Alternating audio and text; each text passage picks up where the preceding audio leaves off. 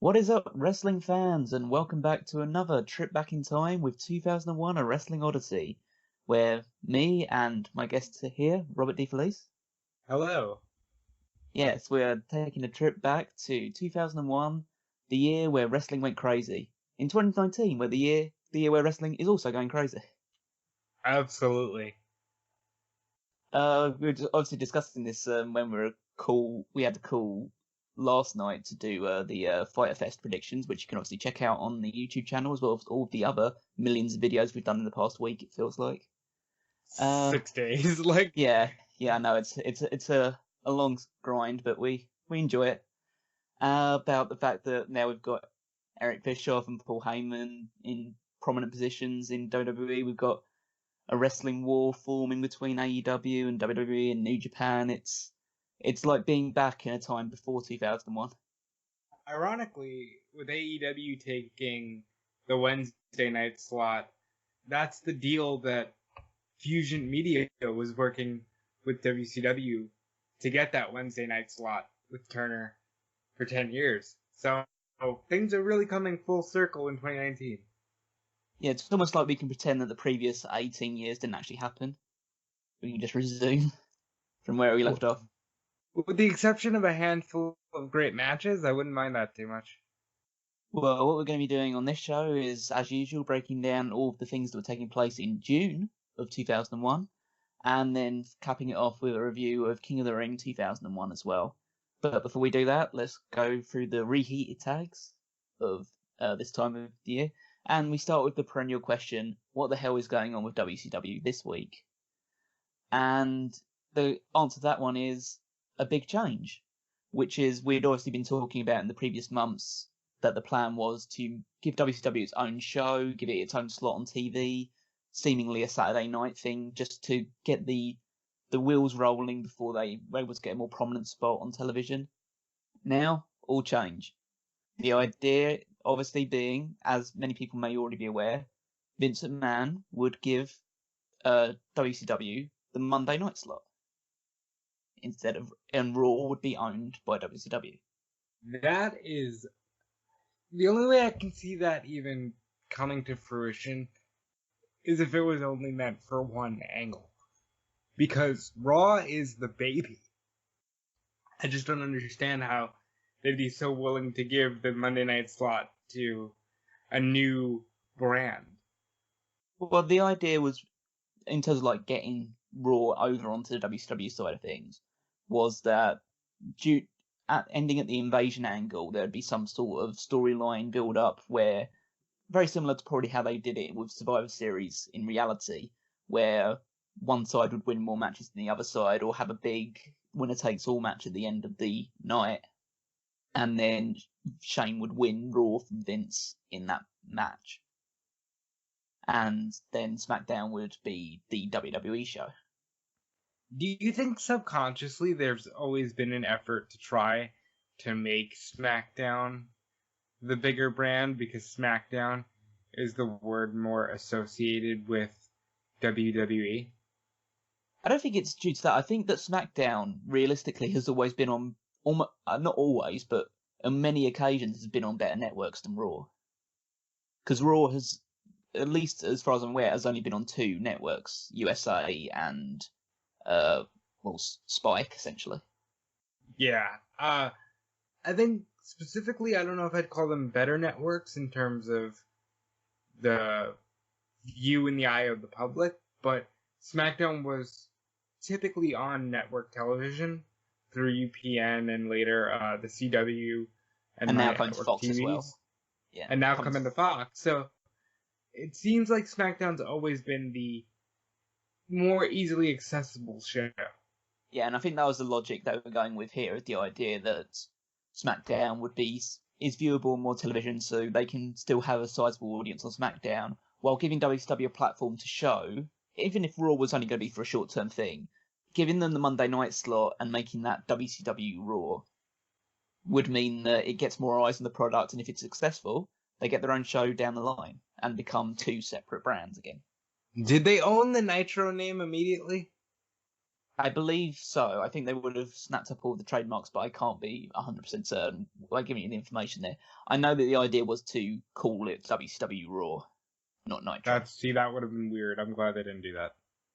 Well, we know the reason why it didn't end up happening that way, but we can't cover it explicitly because it didn't happen until July. So you're going to have to hold fire on that one, because we will be doing a review of the infamous Buff Bagwell versus Booker T match from that episode of Raw, which essentially started the invasion and killed WCW in one fell swoop.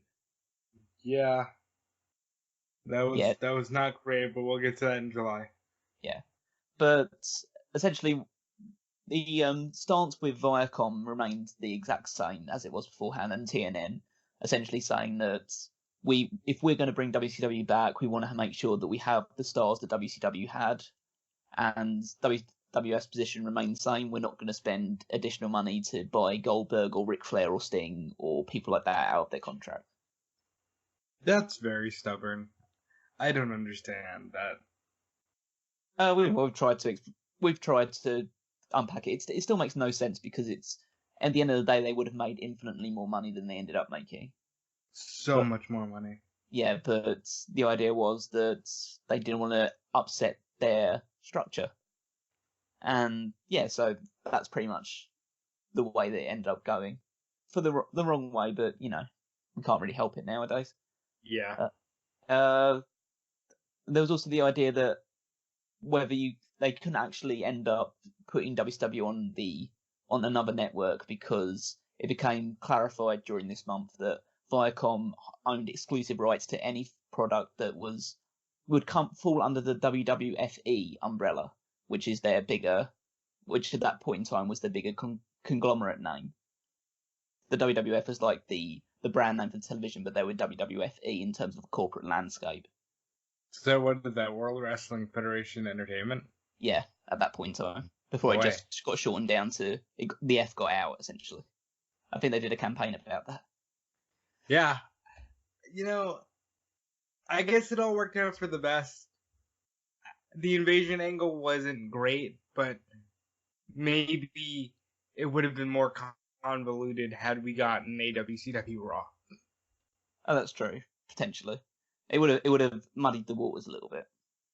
But we potentially could have a WCW SmackDown soon. With Bischoff in charge.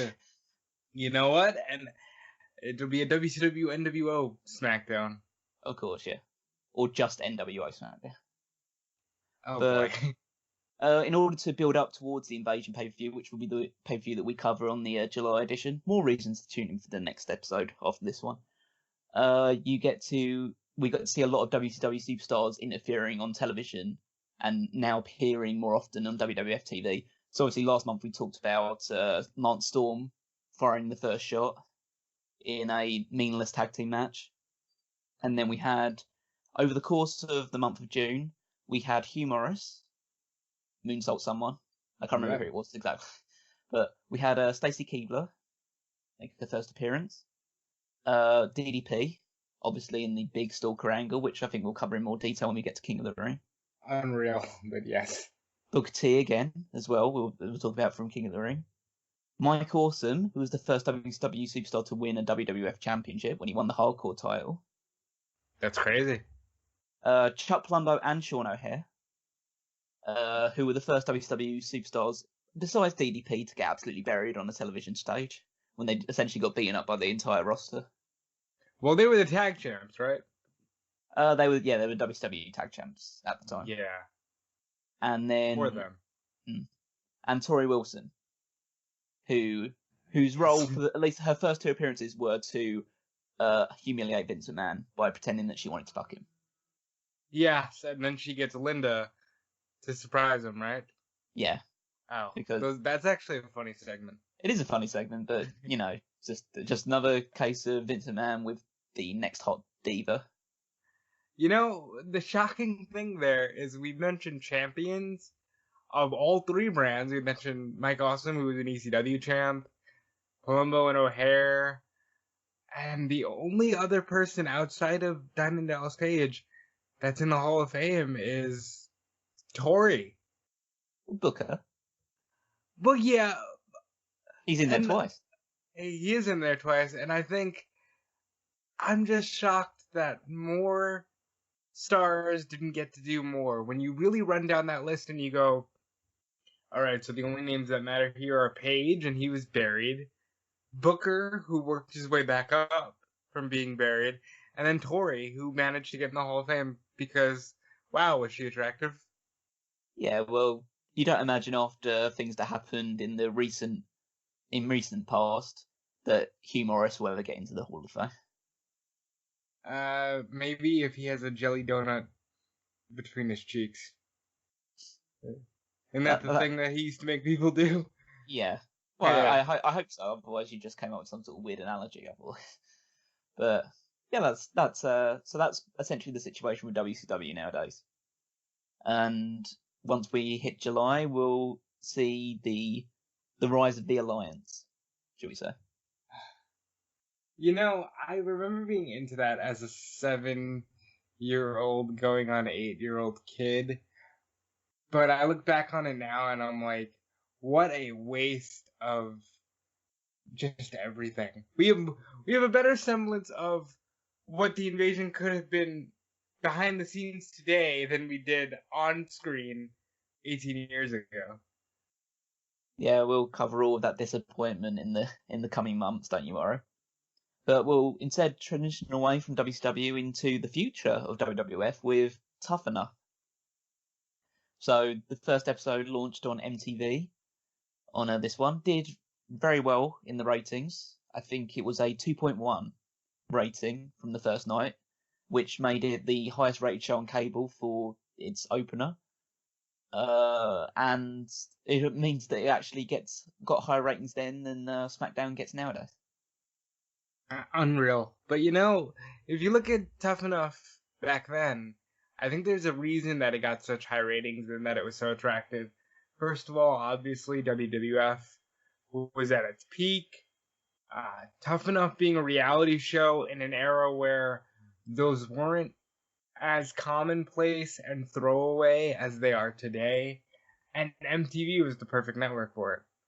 So I think it was a perfect storm of media for Tough Enough back then. And I think that's why it doesn't work today.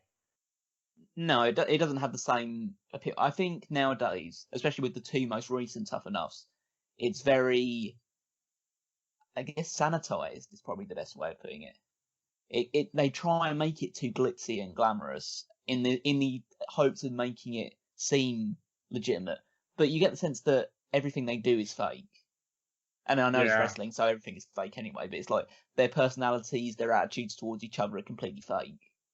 I would agree, and I think they just try to make it too much like The Voice instead of it being this gritty show where people are trying to learn how to become wrestlers. Because yes, and I don't know how in depth we're gonna go here, but there's a good episode with Triple H where, you know, he's teaching them how to work punches, and he just says, "Listen, if you sold that shitty in the ring, I'd tag you for real." Like, you're getting that behind the scenes look, but it's a real vibe of the violence of pro wrestling. Well, I think that we won't cover it entirely at this point in time, but maybe just give a bit of an overview before we get to the final, which took place in September. So, but I think it's worth pointing out like who was involved. I found out shockingly late in my research process that the entire first season of Tough Enough is on the WWE Network, and so What? yeah, every season of Tough Enough is on the WWE Network. Wow. Or at least the first three, because I know from season 4 onwards it became part of SmackDown, and then obviously afterwards, and obviously the newer ones are on the network as well. I did not know that. That's No, I found out shockingly late, which meant that I would have watched the entire thing to try and get a sense for it, but I ended up only just watching the first episode. And that gave me enough of a sense because it was a little bit. I don't know if I was at my age now watching it then that I would have continued to watch it. Maybe out of fascination, but there was a lot of things that put me off, mainly because no one was any good. Yeah, but it was a lot of just brand new people who had never tried anything, right? Yeah, so there was a judging panel, essentially, and there had been people that had sent in 4,000. I think they said over 4,000 audition tapes had been sent in, and out of that they had chosen 230 people to audition. Did you know that Justin Roberts was one of the people that sent in an audition tape? I did not.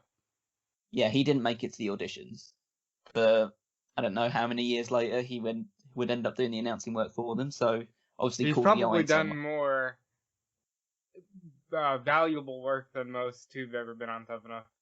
Yeah, and we'll definitely get to cover that side of things. But so the people that were on the judging panel was just like a who's who of people. There were the coaches, which were named to be Al Snow and Taz on the men's side, and on the women's side, Jacqueline and Tori. Not Tori Wilson, obviously, but the other Tori. But during the production of Tough Enough, Tori was released from her contract.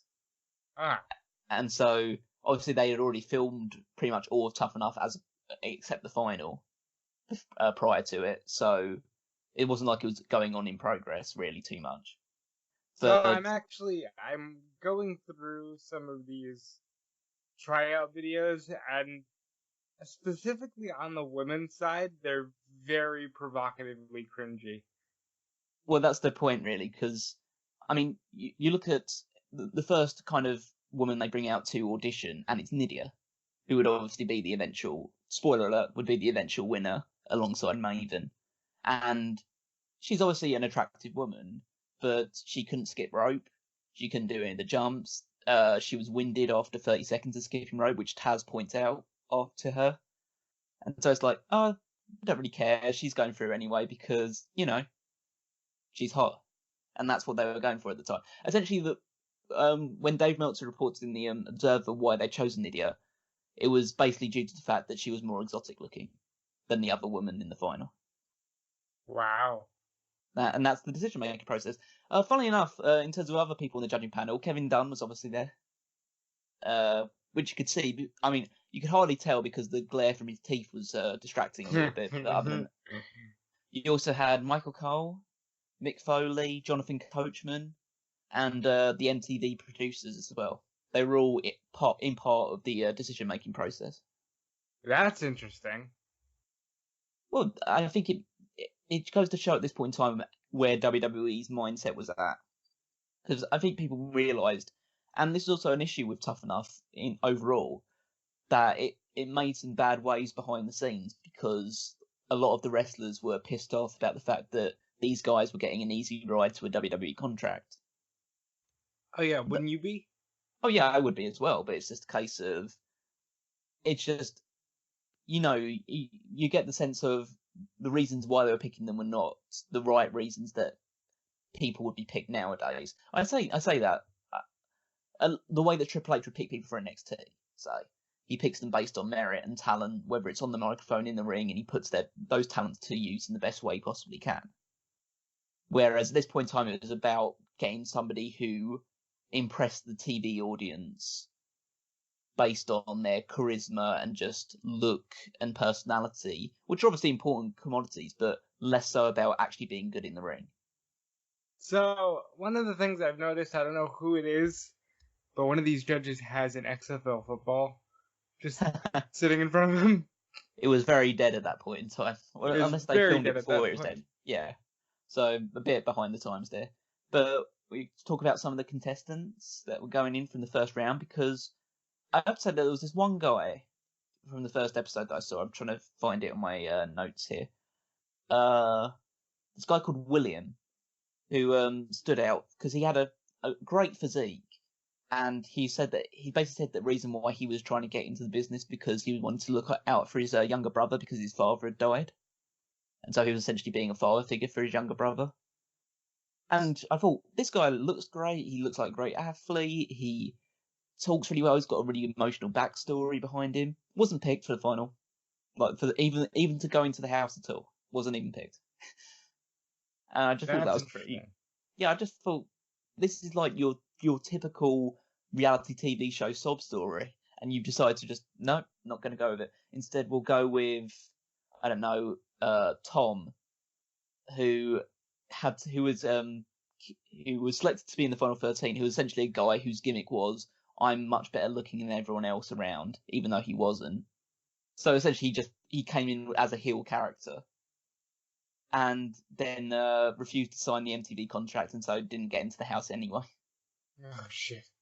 So he was replaced by one of the other people, who still wasn't William. So I don't know what's going on there. Look at little Josh Matthews. Just yeah. Wow. So Josh would end up as one of the final 5 people involved in the show, and it was the idea of people when they first saw him, they immediately said, "Well, he's too small." Obviously, it helped that Taz was on the judging panel because Taz would talk about the fact that he's only 5 foot whatever and still managed to make it into the WWF based on his ability, and so he won't tell someone that they're too small. Taz came across as a real dick on this entire thing because I think he was trying to impress people. He was still in like the hard Taz mode. Yeah, because this was the year before Taz basically phased out of being an in-ring competitor entirely. And so he was still trying to impress and maybe try and get a push out of this.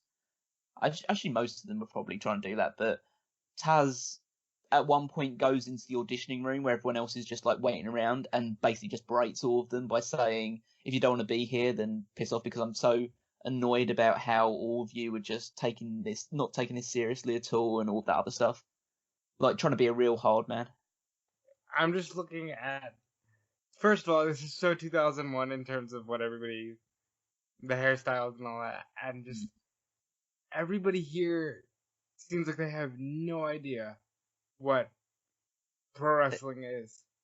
No, a lot of them came in terrible conditioning and shape because they ended up doing drills, whether it was jumping rope or jumping over like dummies and stuff like that, or just elements like that, really basic drills. And many of them couldn't actually do that. Either weren't coordinated enough to land properly, or were too fat and too slow to do it with any sort of like real consistency. Like few of them, barely any of them could even like scuttle run across the ropes. They weren't even running the ropes; they were just scuttle running across from one side to the other.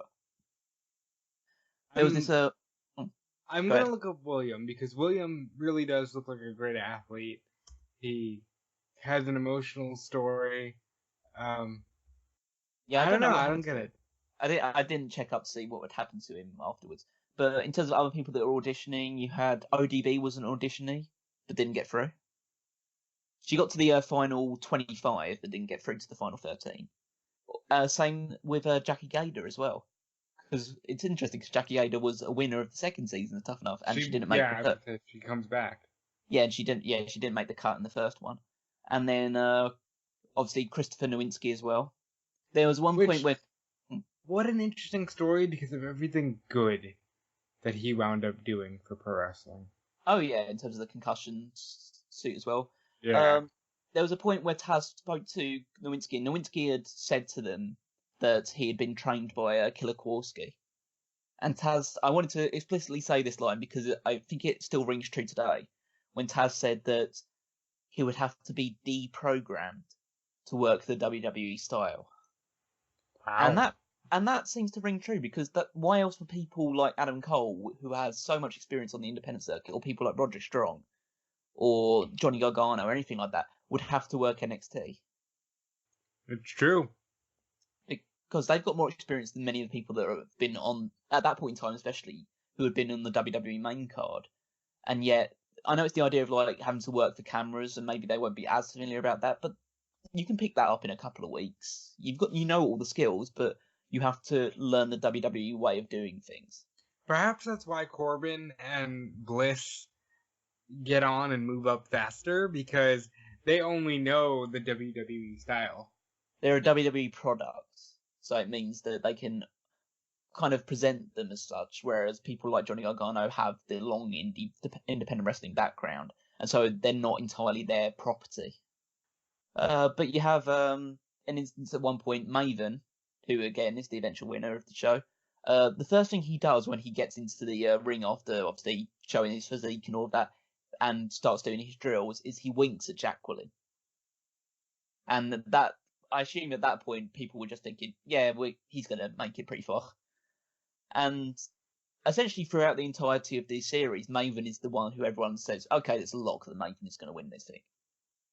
And The reason, the good thing about Maven is he did make it. Yeah, he's not much now, but if you look back at the pantheon of WWE, he had that little thing with The Undertaker, he main evented a Survivor Series, so he got out there. do you know, if you would say what one thing was wrong with Maven in WWE, or one thing that he lacked in WWE, what would you say it would be? I would say the ability to tie the minimal skills and whatever microphone work he had into the package. See, I would say that based on my knowledge of Maven at the time, which again, it was way back then, and so it was minimal, but he definitely seemed to have a lack of charisma or in-ring charisma, which is the interesting thing because basically everyone talked about the only thing everyone really talked about throughout the first season of Tough Enough was how charismatic Maven was. Yeah, but it's different when the camera is on and you have to be a character. Yeah, I don't think he ever really assumed a character, which is probably the right way of putting it. We'll obviously talk more about like the ending of it when we get round to September. We won't cover every single show like month to month, really, because I don't think it really needs that much explanation. But essentially, it was a very unique way of presenting television at that point in time. It spawned many other seasons going forward. It brought a few new people into the fold in terms of just being in WWE. I think it was definitely groundbreaking for its time. I don't think there's any argument that it wouldn't be. Yeah, and it worked to an extent. They did find people to throw into developmental, like a Morrison, who wasn't this season but would be in a later season. They didn't hire him, but Kenny King, Josh Matthews, who is still working in wrestling today. So Tough Enough was pretty good. Yeah, I enjoyed the gritty nature and more realistic feel of it, but at the same time, a lot of the wrestlers, especially Taz, came across as real dicks now and during the season. But that's because they felt that these guys weren't taking what they do for a living seriously, and I can understand that to a degree. But it also like maybe they shouldn't have done a show like this then if they knew that everybody was going to get pissed off at people being on the show. Right. Because at the end of the day, like, if you're going to do a show like this, you're going to have to bring people in that aren't trained at wrestling. Because there's the idea they didn't actually. And if you do this today, and they will, there's going to be another one coming up, but it might be all women. The environment would be different because wrestlers aren't as hard ass anymore. Because it's like well known, like, well, this is I'm going to help you learn it rather than, whoa, you're coming in here, you're taking my spot. There's not that vibe anymore. Yeah, I definitely agree with that side of things. And also, nowadays, if they were to do a tough thing, it probably wouldn't be a lot of people that have no wrestling experience whatsoever. It would be people that at least have some either reps on the independent circuit or have been training at least a degree. Whereas this competition, it was almost a decree that people shouldn't have wrestling training before appearing on the show. Which is smart because you want to give the idea that, yes, literally anybody can do it. Yeah, they're starting from the ground up. Whereas in the second season, they made it more of a decree that they wanted people with independent experience. Which, makes more sense for the nature of the business today. Yeah. But, so that's Tough Enough then. It was a big success, and so we'll get back to it round about September time to round up how the show just completely rounded off in the end. A few other bits and pieces of news. There were a lot of injuries coming out of WWE at the end of June 2001, which completely hampered the invasion angle even further. So we talk about Hunter and Benoit and all that. Yeah, so essentially by the end of June, we've got Triple H already on the shelf due to his quadricep tear. Benoit is completely out of action due to a nerve damage. Essentially just suffered I think it was like a slip disc in one of his necks, in like part of his neck, and so he couldn't perform beyond the he went into the King of the Ring pay-per-view like badly injured, and decided to just do this match anyway. It also didn't help with the fact that he also had a steel cage match with Kurt Angle in the build-up to King of the Ring as well. Yep.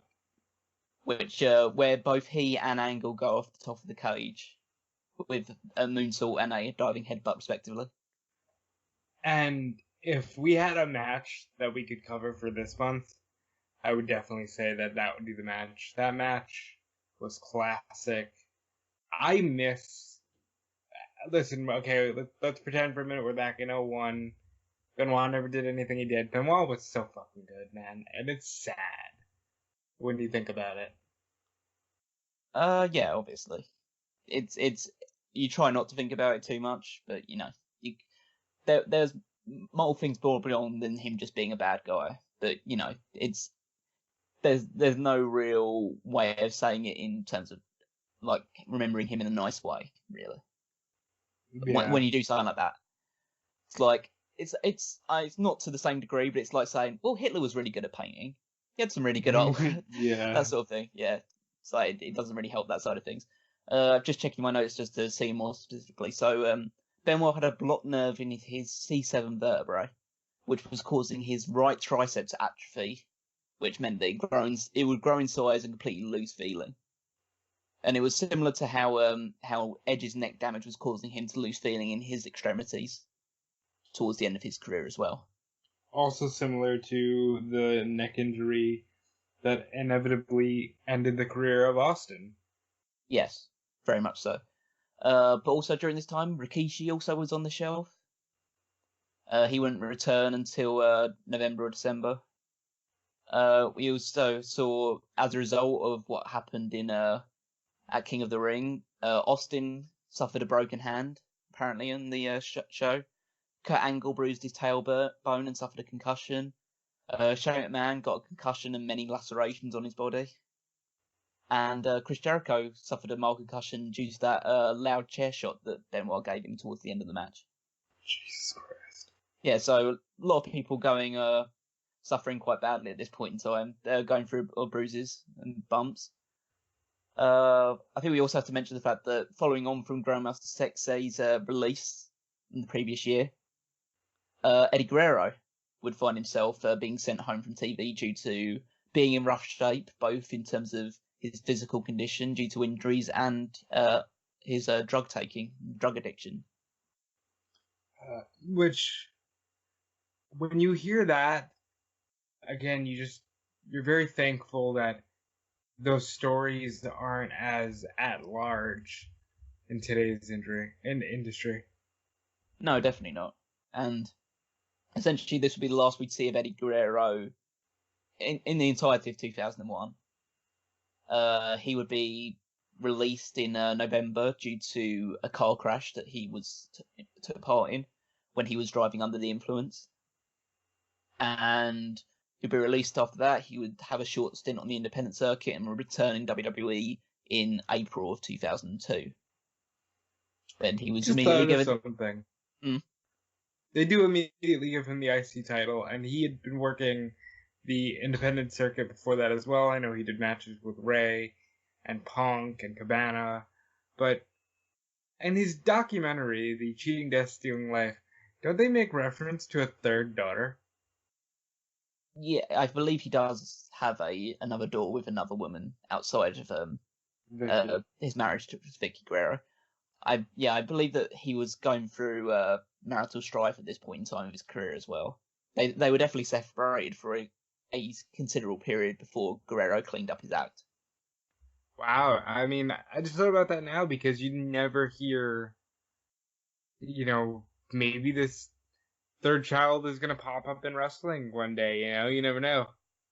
Yeah, maybe it's just saying that she wants to keep quiet or whatever, not because she's ashamed of who her father is by any stretch of imagination, but it's just a case of it because of the Vicky Guerrero thing as well and her relationship with WWE and Shaw Guerrero being part of the system for a while as well. Maybe wrestling just wasn't for her, and so she doesn't really need to be associated too much with it. That's true. Yeah, but you never know. I'm pretty sure we know. I mean, how old would she be at this point in time? Probably at least in her 20s or 30s even at this point. According to, and this is the way the internet works, according to an Instagram account I believe I just found, she's 19. Well, I guess there's maybe some potential there, but, we'll wait and see, really. If we haven't heard anything about it, then can't really say too much, really. Speaking of car crashes, Bruno Sammartino was in a car crash as well in this month. Ow. Yeah. How old is he at this point? I can't say specifically off the top of my head. He'd definitely be in his 50s or 60s at this point. And so essentially a woman swerved in front of him. He crashed into a pole doing 55 miles an hour. Spent 3 days in hospital. And apparently the doctor said that the impact was so great that he had the imprint of his seatbelt on his body for the next for like a week afterwards. Yikes.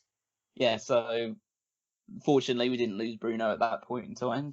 He lived long enough to get into the Hall of Fame and be like warmly received back into WWE at that point in time. Obviously, at this point in time, in 2001, he was very much anti how WWE did things, mainly due to the steroid stuff. The steroid stuff was also still going on, not as big of a deal, but as we're gonna see with Guerrero and with Benoit, they still felt the pressure to be on those types of enhancements. Oh, absolutely. So we move on now to talk about Chyna. So we've obviously mentioned in the Judgment Day review that was the last match that Chyna would ever have with WWF. It was basically this month that she was told pretty much outright by WWF that her contract wouldn't be renewed past November, so it would expire then. And it was basically a mutual thing because Chyna had surgery recently to remove a cyst from her reproductive tract, and she's also started getting more movie attention too. She recently had a starring role in Frank McCluskey CI. Are you familiar with that? I never heard of that. No, it was just a spoof private investigator movie, and then essentially she wanted to wrestle men again. WWE didn't want her to wrestle men again. She was bored in the women's division because she felt that nobody was up to her level. Do you think that that's a fair assessment? In terms of popularity, yeah. Maybe Lita was the only one that's probably comparable to her, and also obviously her size meant that she would always be considered above. And even if the idea that they were trying to sell was because she'd suffered a broken neck, that it meant that she was no longer able to compete with the men at that level, people would still remember, because wrestling fans have that connection, that if she could wrestle men competently, then why would she ever want to be in the women's division? Who would ever beat her, essentially? So I know Chyna's in the Hall of Fame now, and there's nothing we can do to get her back to where she had been, but I still think it's a great shame that she's not more honored and more sought after. She was huge. Oh yeah, I think it's hard to say that people would be inspired by her because she wasn't a great wrestler by any stretch of the imagination, but I think you can aspire to be at the level of popularity and just to be the center of attention and to be how everybody's eyes on you the way that Chyna had during the peak of her run. I don't think there's many women, if any, that have really reached that level of popularity. Another one that isn't talked about, Sable. Yeah, well, Sable obviously, but for very different reasons. You probably put Trish Stratus on a similar pedestal. You probably put Becky Lynch nowadays on a similar pedestal as well. Yeah, she's really getting there. But it's a very select group of people, and Chyna definitely belongs among that collection of people. In terms of other stuff that was being let go, apart from Chyna, there was also WWF cut its affiliation with Memphis Championship Wrestling, one of its feeder territories at the back of the time, and decided to double down on their work with OVW and Heartland Championship Wrestling. So I know bits and pieces about this because I've been listening to a lot of Jim Cornette's podcast. Essentially, Lawler was working with a guy named Randy Hales in Power Pro. And Power Pro was the feeder system where they sent, Kurt Angle and Brockus and a lot of those people. They got sideways because Lawler thought he was a partner. Randy Hales said no. So he quickly switched the contract with the WWF to Memphis Championship Wrestling. That lasted for like a cup of coffee, and everything then became about OVW, and they mentioned Heartland, which was Les Thornton's promotion, but even that was kind of grouped in with Ohio Valley. Yeah, I think I erroneously said Heartland Championship Wrestling is actually Heartland Wrestling Association. Yeah, it's ACW. Yeah, so they both have certain people work for it. I think if going back slightly to Tough Enough, the idea was that OVW would be mainly for all women wrestlers to train in. So when Nydia won, she was sent immediately to OVW, but it wasn't obviously all women. Obviously, you had Batista was training there, Brock Lesnar was training there, Shelton Benjamin, John Cena, Randy Orton. All of these people were being brought up in that system. A lot of major names, but also they did train Nydia, and they did train Victoria, got her polishing in OVW as well. Yeah, and they ended up sending Maven to the Heartland Wrestling Association for a while before bringing him back to TV in early 2002. I really think he would have benefited from working with Cornette. Yeah. Yeah, he should have got a character before he came in, but I think they wanted to capitalize on the buzz surrounding him winning the thing, so they didn't take the right course of action.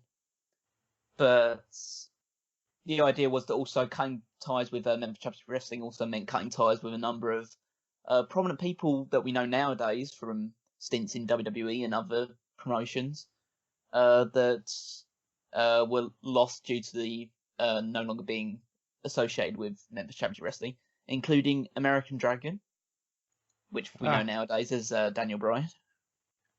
Wow, when you think about that, that's also that time in wrestling where people felt like they had to be a character like that. American Dragon. He couldn't just be Bryan Danielson, Daniel Bryan. Well, someone with a similar character like that was Spanky, who was also cut. Brian Kendrick. But he wasn't Spanky immediately, right? He was in Memphis Championship Wrestling. He was Spanky. Why? That was his gimmick. That's so. But the name Spanky, like, that's so funny to me that, again, you couldn't just be you. I know. But then you also had Adam Birch, who would later take on the persona of Joey Matthews. And Jerry Mercury, Eminem. Yep, exactly. And Joey Abs as well, who would never return to WWE. Now, Joey Abs was one of the Hardy guys, right? Like, he was an Omega guy. Was it? Yeah. I don't know enough about him beyond just being in the Mean Street Posse. So, Rodney and Pete Gas were actually Shane's friends. Joey Abs was an Omega guy. I wonder why they decided to fill him in on the group. Just because you needed a guy who could actually take bumps. Was he actually from Connecticut? He was... No, I believe he was from the Carolina area. I guess they never had him talk then too much. Yeah, he's from Carthage, North Carolina. Yeah, I assume the accent would have been pretty prominent then if they decided to try and book him from Connecticut and he's actually, speaking with the Carolina drawl. Yeah, I don't think they ever had him say a word. Okay, so there was no... I usually try and talk a little bit about like storyline developments, but most of the stuff will be covered in the King of the Ring side of things. There was nothing really else going on outside of the Perry Saturn concussion angle that was continuing, which you would not fly nowadays. Let's put it that way. Yeah, imagine that being like, oh look, he's got a concussion. He's being stupid. How funny. Ready for some legal news? That's always fun. I'm always ready for legal news. So, Gentleman Chris Adams. Oh, this is a sad story.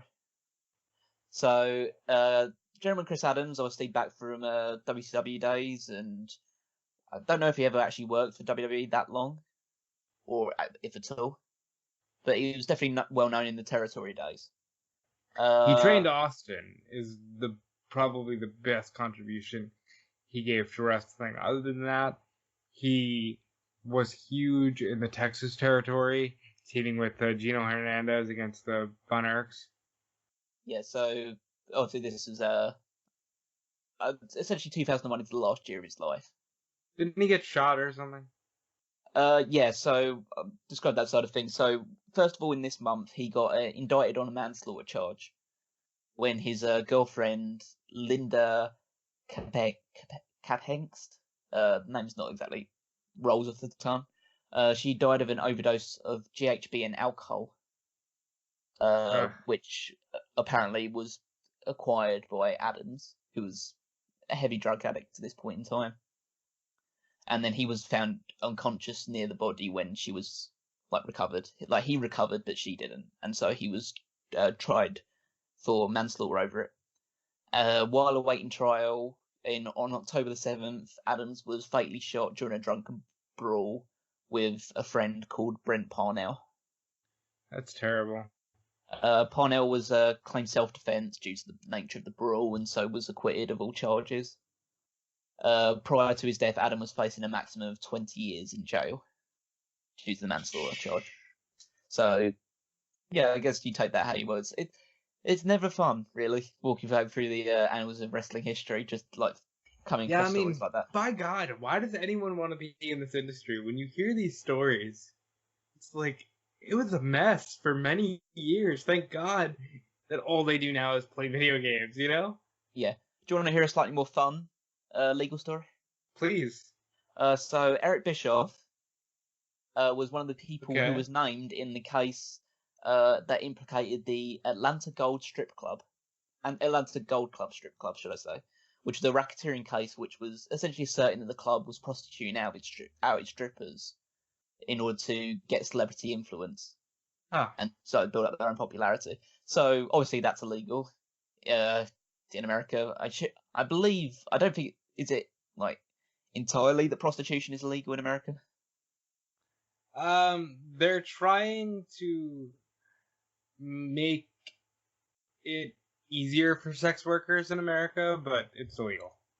Yeah, so essentially, well, it's definitely illegal to, at least at this point in time, to market yourself as a strip club and then also have your strippers. And let's put it this way: I imagine half the strip clubs in America do this sort of thing, or at least a fair portion of them. It's just that this one was very prominent because it had a lot of celebrities going to it. Eric Bischoff was named as one of the people that apparently would receive, based on the reports of it, someone who would receive oral sex by one of the dancers very often during his visits there. Other people named in the case were a lot of basketball players like Dennis Rodman, Patrick Ewing, Reggie Miller. Well, it's good time. A good time was had by all. And also, interesting enough, later on, Kevin Nash was also named as one of the people involved in this as well. Of course. Because you have to have Big Sexy there. Without Big Sexy, it's not a party. I would say that poor wrestlers who... it's the pirate ship, guys. Keep your wife away from the pirate ship. But can you ever really have meaningful relationships with people after it's so widely known that you do all this shit? I mean, there's certain people that have. I mean, Terry Funk was with his wife for, over 60 years. That's true. And she only recently passed away. I think she passed away earlier this year. I'm going to equate that to that good old Southern Texas good boy attitude. Yeah, I don't imagine it's all over the place, but I think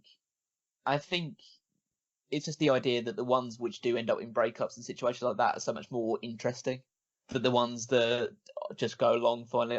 Oh, you've been married for 40 years, and until you hear that, you kind of just think, oh well, that's really impressive. But I think it's just the nature of the way the world is nowadays that we just assume that every relationship is going to end in either breakup or divorce. Which again, terrible. Yeah, obviously. But let's move on to some New Japan news, because we like to bring in a few bits of Japan news nowadays, especially in the build-up towards the G1. The big story coming out of Japan was that Riki Choshu was no longer relieved of his duties as the head booker of New Japan Pro Wrestling. And if you don't know why that's a big deal, that's probably understandable. But essentially, Riki Choshu is considered by many as one of the greatest wrestling bookers in history. He's the guy because he booked the golden period for New Japan. Yeah, in terms of the early 90s, he's the kind of the brains behind the Holy Trinity, which I'm trying to remember correctly who was associated. But essentially, it was Masahiro Chono and two others. Yeah, so is it Muda? Keiji Muto, so the Great Muta, Masahiro Chono, and Shinya Hashimoto. So essentially, those three would be the staples of the main event during the 90s, and it led New Japan to an unprecedented level of success. Basically, the same sort of success they were experiencing when Inoki was their top star during the 90s. But and he also was involved in the money-spinning UWFI Invasion feud, which was the brainchild for the NWO stuff. Pretty cool. Yeah, so he'd been in charge since 1989. And essentially, his reign came to an end because he was still trying to book himself as a big deal, which is obviously promoters tend to do that when they're in that sort of position of power. Hopefully, AEW stays clear of that sort of thing. But and they failed to really create any new stars beyond the Three Musketeers, as Muto, Chono, and Hashimoto were known. But I really think it's almost a given with pro wrestling, right? Like, if you're gonna be a booker, you need to let go of that stardom. Yeah, you have to check your ego at the door, essentially. I don't think he definitely didn't put himself in too prominent positions, but it was the idea of he had those 3 stars, and then once they kind of ran their course, just had trouble creating any new people beyond them. And so it meant that the times were changing, and to replace him was one of the Three Musketeers itself, Masahiro Chono, came in as the head booker. And let's put it this way. Let the Dark Ages begin. Yeah, I can't put the entire blame at his corner, because it was a lot due to the Inoki-ism of things, of bringing in real fighters and trying to blend that into the New Japan side of thing, which led to a lot of issues. But it's safe to say that Chono won't be remembered as strong a booker as Choshu was. We also have to credit Choshu for being the creator of what we now know today as the G1 Climax. Obviously, there'd been the previous, I think they used to call it the Super League or something to that effect beforehand, but he's the one that created the real semblance of what the G1 is nowadays. And he was a very big proponent in the idea of using the veterans at that point in time, especially when he first came in, to put over younger talent and try and accelerate that process, which is basically what you see in New Japan nowadays. You see people, they still turn to people like Yuji Nagata, Satoshi Kojima, Hiroshi Tenzan to put over new talent. And they do that very successfully. Well, I think it's only right. It's the circle of life. Give back to the business that made you. Unless you're Triple H and you just, wanna. It's actually Triple H does put a lot of guys over. I'll give you. He just had to get out of the business full time first. Yeah, he had to get. Yeah, as soon as he got out of the business full time. I mean, if it's Sting, then yeah, you can beat Sting. That's fine.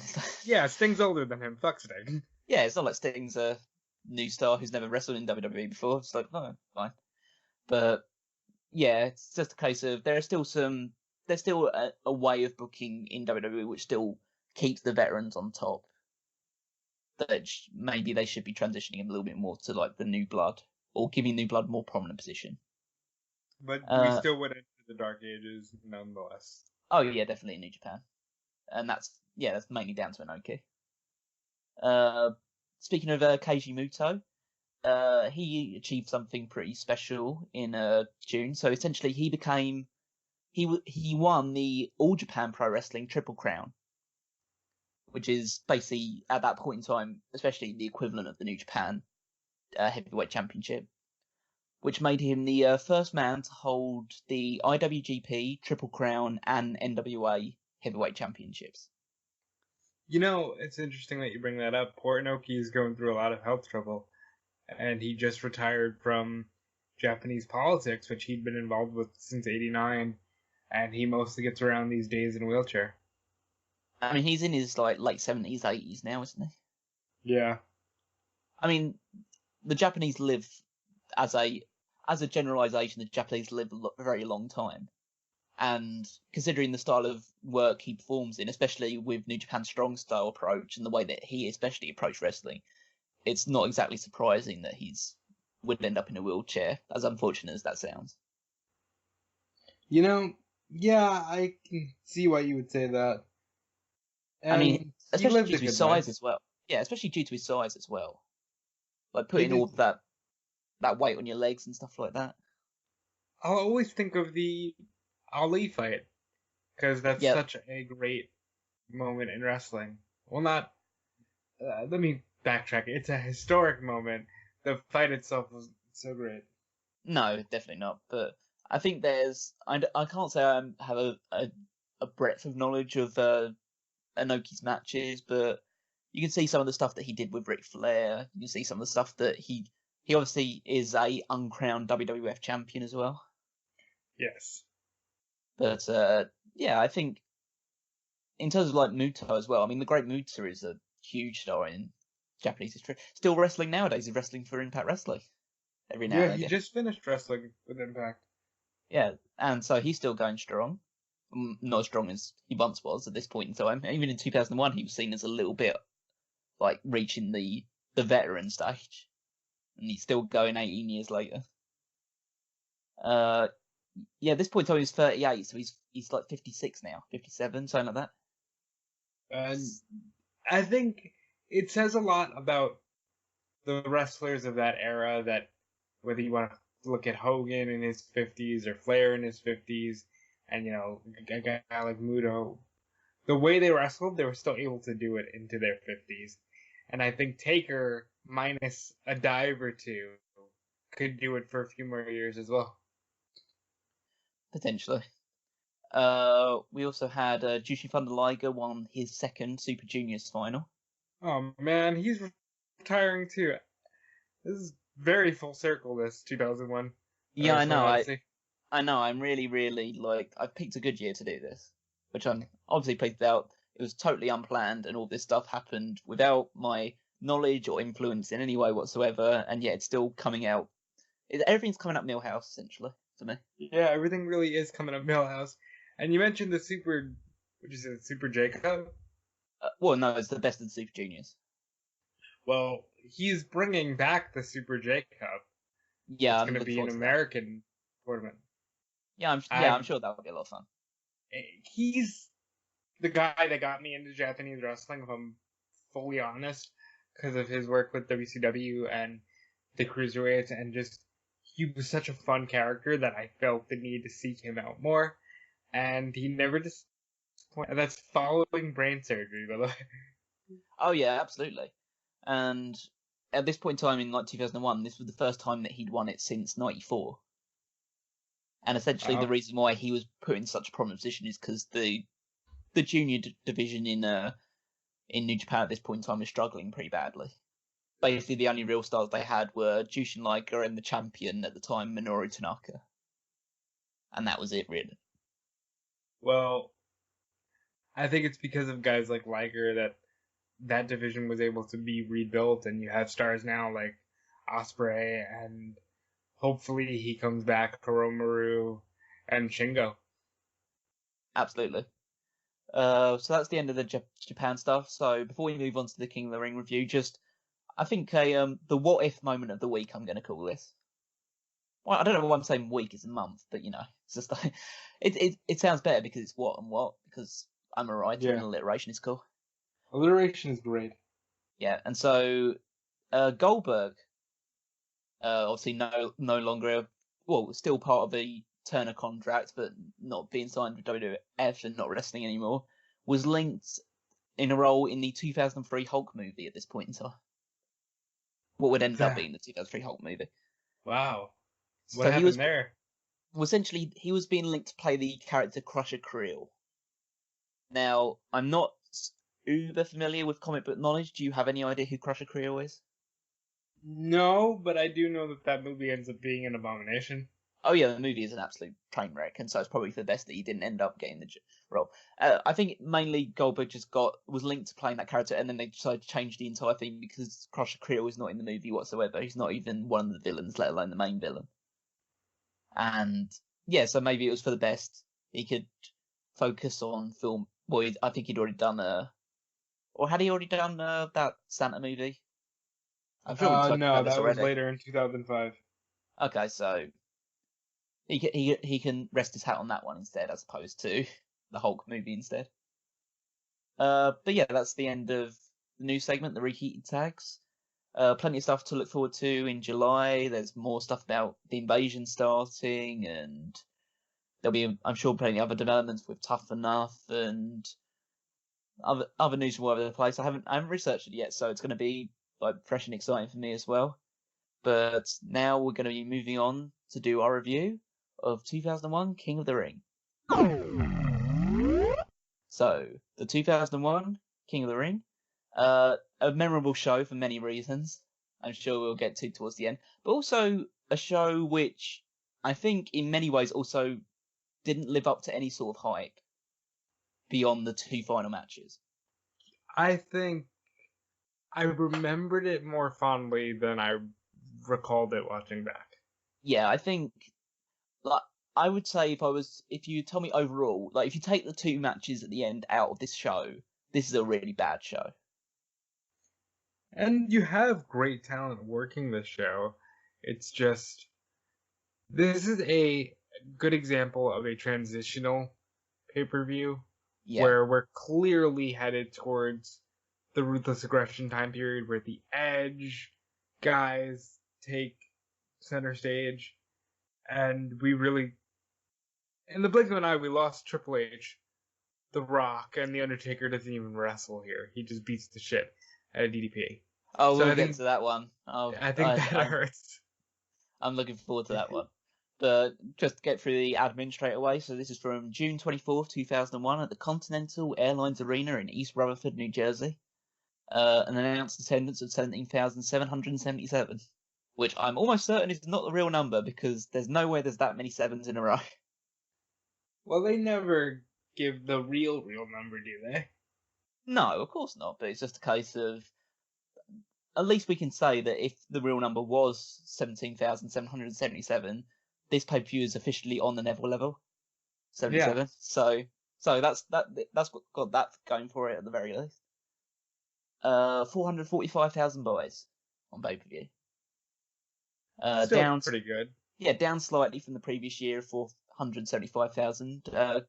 King of the Ring 2000 main evented by a six-man tag for the WWF Championship between Triple H, Vince McMahon, and Shane McMahon, losing to The Rock, who would become WWF Champion, Kane, and The Undertaker. In which The Rock pins Vince McMahon to win Triple H's world title, and The Rock's partners, who would have also had a shot, did nothing to stop it. Exactly. And would also end up feuding by the time SummerSlam came around. Right. But we're not talking about 2000, we're talking about 2001. And the opening video package was essentially clips of the different feuds going on surrounding a cursed throne. It's pretty I used just to love standard. That graphic. I think it's actually still featured in the Undertaker's Titantron, or it was for a long time.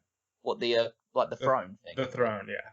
Yeah, they did that for a while from his return in 2004 as the Dead Man. That was one of the first images you see is like a golden throne almost. But then once we get back from the visuals of that, we see DDP coming through the crowd. So DDP had debuted as the stalker of Sarah from The Undertaker. How do you feel about his introduction? Awful.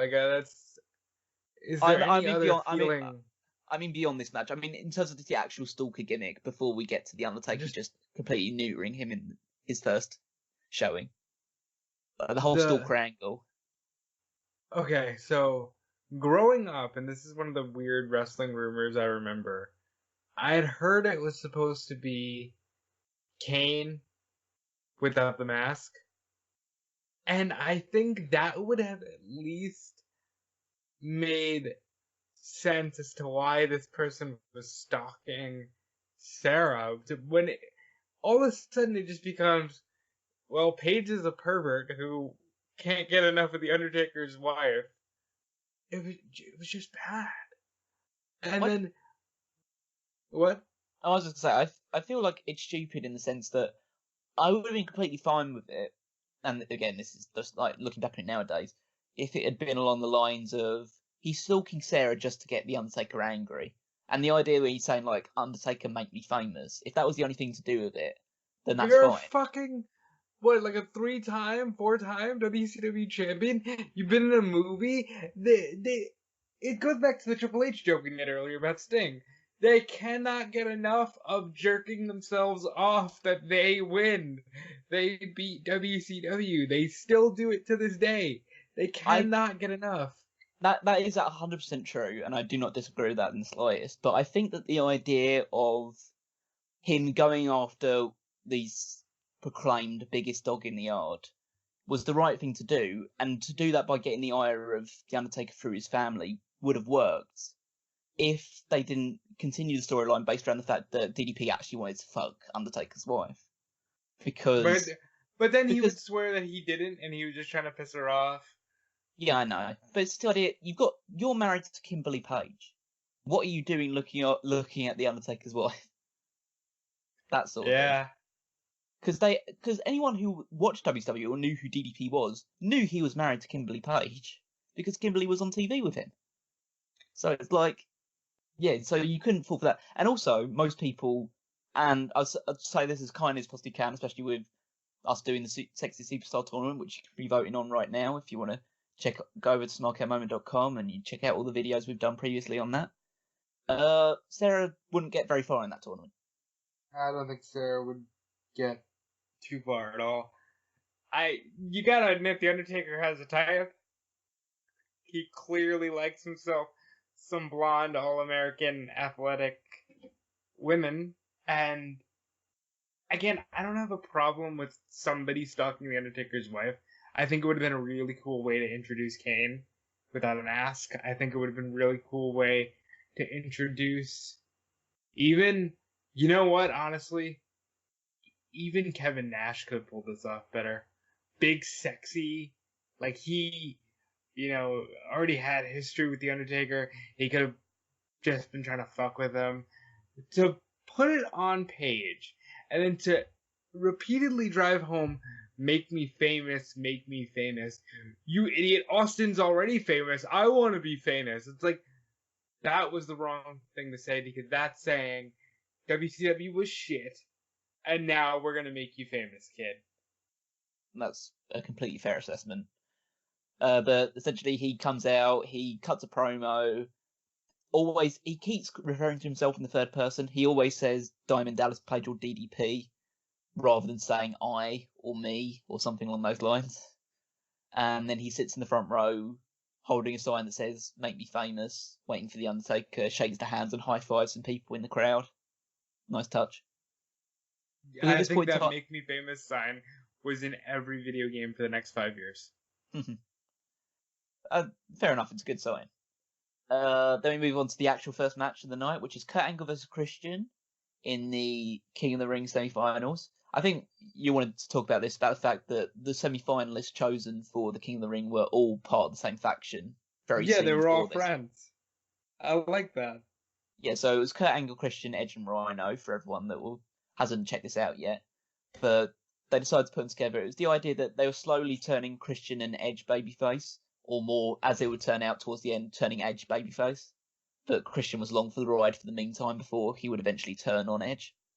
But so it's the idea of the issue being that these guys had so soon before this all been heels.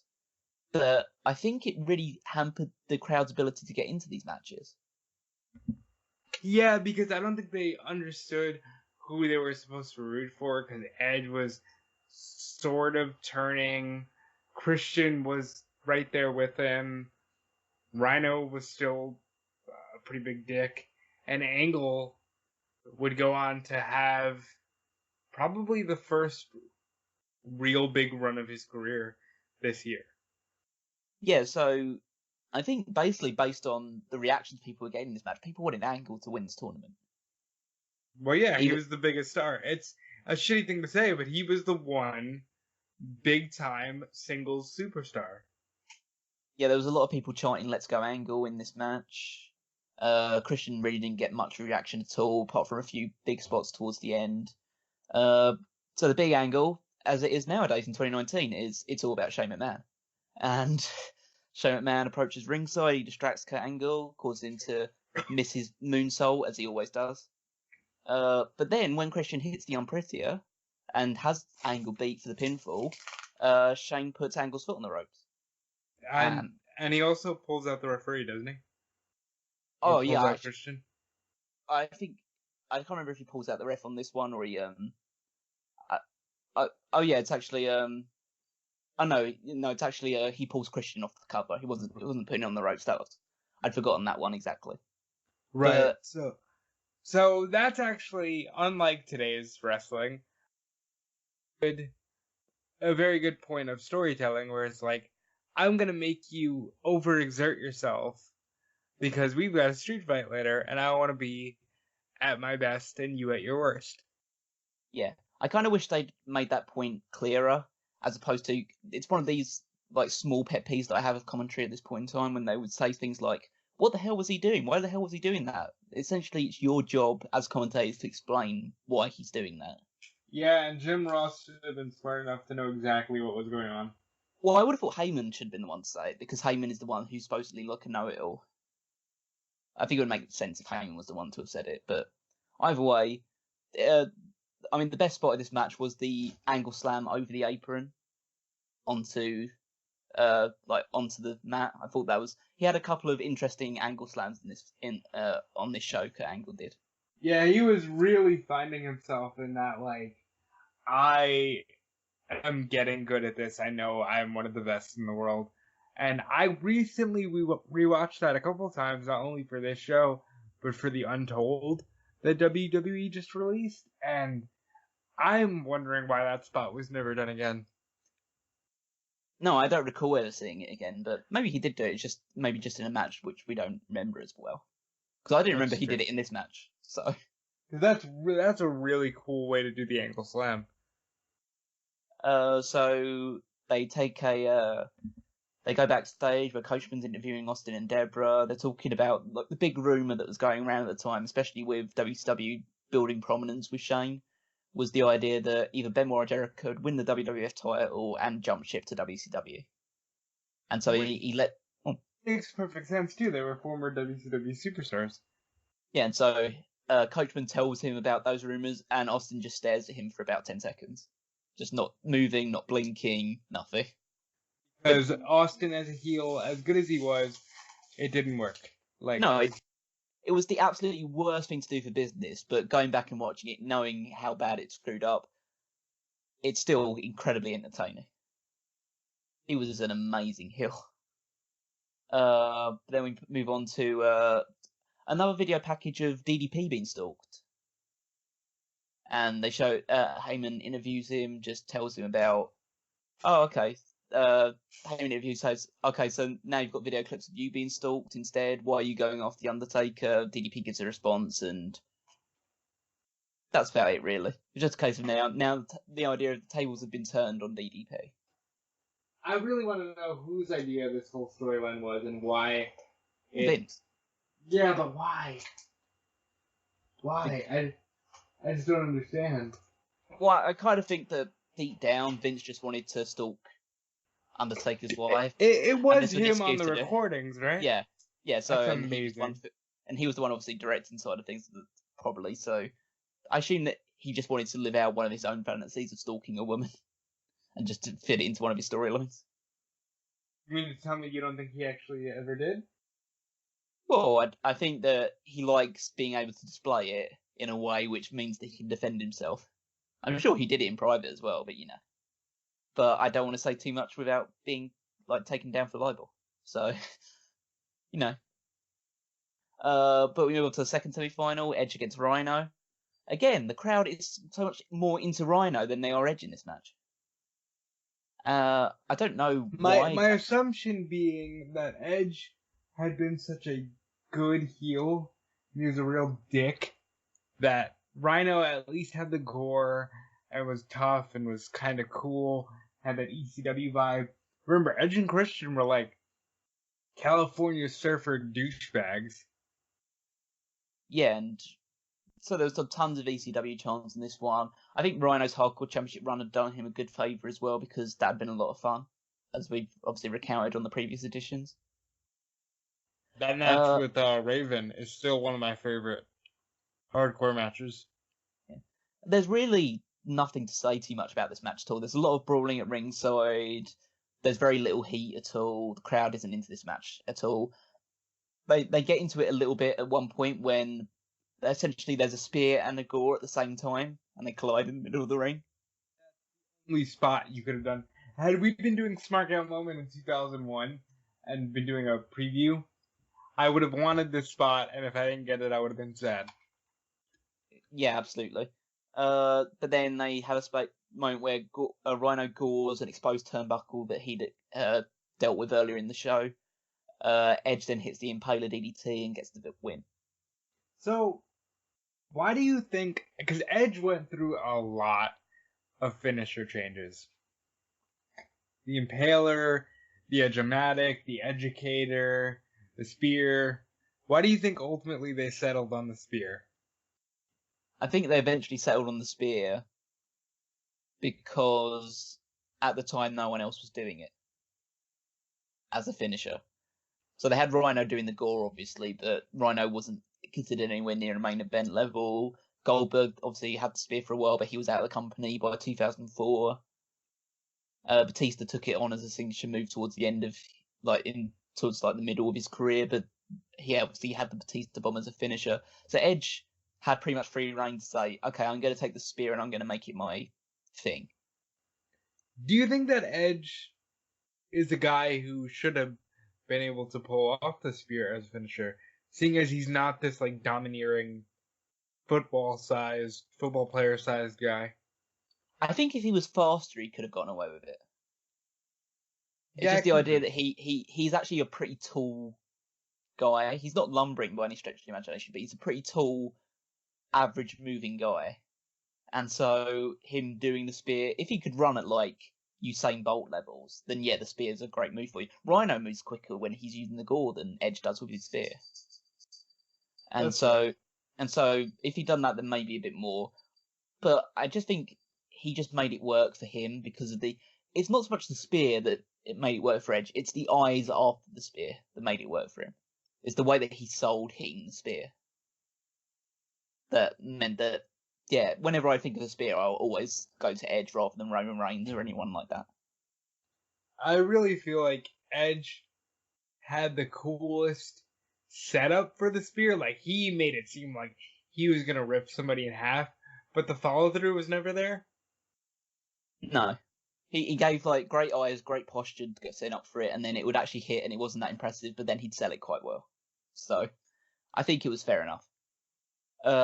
After that match, we had a backstage segment where Spike Dudley said that he'd found his mystery partner for the night to face Bubba and Devon for the tag titles. Bubba and Devon only recently reclaiming the titles from Chris Jericho and Chris Benoit on an episode of SmackDown. Wasn't that after Vince McMahon and Stone Cold failed to do so? Yes, they attempted to get the titles off them in a match on SmackDown a couple of weeks prior to that, and Austin interfered in the tag team title match to attack Benoit and cost them the titles. And by the way, they made it very clear in the build up to this that it was Benoit was the threat. Jericho is still the little guy. Benoit was the threat. But then they had a interview between Taz and Chris Jericho. Taz basically asking him if the rumors about WCW are true, and then Jericho just does some long-winded answers saying something along the lines of, "Yes, that is a great question, Taz. Thanks for asking." Or, in terms of me going to WCW, absolutely not. I absolutely did not think. Yeah, I absolutely did not think that. I absolutely did not think that you were going to ask me about that question. And just it's it was a fun way of doing it, but he didn't. In the end, he basically didn't give an answer. But then we move on to the tag team title match, which was the Dudley Boys defending against the Odd Couple tag team of Spike Dudley and the Intercontinental Champion Kane. Okay, so he hasn't lost the title to Albert yet. No, I think he loses it. I think on the last episode of SmackDown for June. So because he loses by it the time fairly we soon. get to SummerSlam, neither one of them is even champion, and I don't know. This match was okay. Kane is such a versatile character. Even here, he can just be thrown into wherever, whatever. We've seen him dominate in the Royal Rumble, team with The Undertaker, be thrown in a random hardcore match, team with The Undertaker in the main event, beat Triple H in a semi-main, and now he's just like, hey, I'm Spike Dudley's partner. Hi, guys. Yeah, he definitely just like was somebody you could just slot into any situation, which is very useful for him, and probably why he has had such a long and successful career. Definitely. I have to say, the thing that I took away from this match, and probably over everything else, is that it must have been great to have matches with Spike Dudley. Why? Because you fucking flew? Yeah, because essentially he's just the ultimate guy to ragdoll around the ring if you're a big guy. Like, you could show unbelievable... And Kane was just lifting his overhead with ease. You'd have Bubba throwing him around the ring as well and stuff like that. I think Bubba launched him like 10 feet in the air on a back body drop. Like, it's so much fun to work a match with Spike Dudley. And he understood that, too. Oh yeah, he knew what his selling point was, and he made most of it. I'm so shocked that he is now just like a normal guy working in real estate. Yeah. Or whatever it is. Isn't Just that like weird? and like he seems completely fine. He seems like his body has recovered from all the punishment that he went through in ECW and WWE. So good for him, really. Yeah, I mean, who would have thought that a guy who, at one point in his life, his finisher was named the Acid Drop, would be completely normal. There's one point in this match, which I obviously have to point out because I'm a dick that way, where there was a 2 count with Kane pinning Bubba, and Devon didn't get in the ring in time, and so Teddy Long had to stop the count. Well, I don't think that's why he stopped the count. I think he stopped the count because he just loves tag team matches, playa, and he just wanted to see it go on for a little longer. That is, I never actually thought about that way. But it's just like, it's funny because recently we had a Chad Gable versus Jack Gallagher match, where Jack Gallagher, in 205 Live obviously, where Gallagher failed to get into the ring by the 10 count, and obviously they just had to call it like a shoot that he got counted out. Yeah. So maybe in this instance it would just mean that Kane and Spike Dudley would just have to be tag champions and they'd have to lose it on Raw the next night or something. Which they could have easily done. Oh yeah, but they decided not to, and it made it look stupid because the crowd immediately clocks onto that fact that, oh yeah, you've just fucked up the count. Then it gets to the end where they do the diving headbutt to the crotch on Kane. Devon blocks the Dudley Dog attempts, and it goes into a 3D instead. Yeah, so besides a couple of botches, it was a decent tag team match. And then at the end of the match, Dudley's got to put Spike through a table, but instead Kane overpowers them both and chokeslams Bubba through the table instead. Because Send the crowd King. unhappy. Yeah, send the crowd unhappy. And then he just carries Spike to the ring like a child on his shoulder. Oh, it was fine. They had backstage segment with Christian wishing Edge luck backstage. More stalked DDP footage. And then we had Billy Gunn from the World. Because 2001, baby. Well, because 99, they for some reason decided to give him the King of the Ring title, so they decided to have his thoughts from a former King of the Ring winner, and then he basically just said that this tournament's pathetic because he wasn't involved, and then just storms off. Well, hey. Wait a minute. If you were the one, Billy Gunn, would you not want to be involved in the 2001 Billy Gunn King of the Ring tournament? Oh yeah, it would be the 2001 Billy Gunn. But it wouldn't be too long before he's dressed in red hearts and teaming with Chuck Palumbo.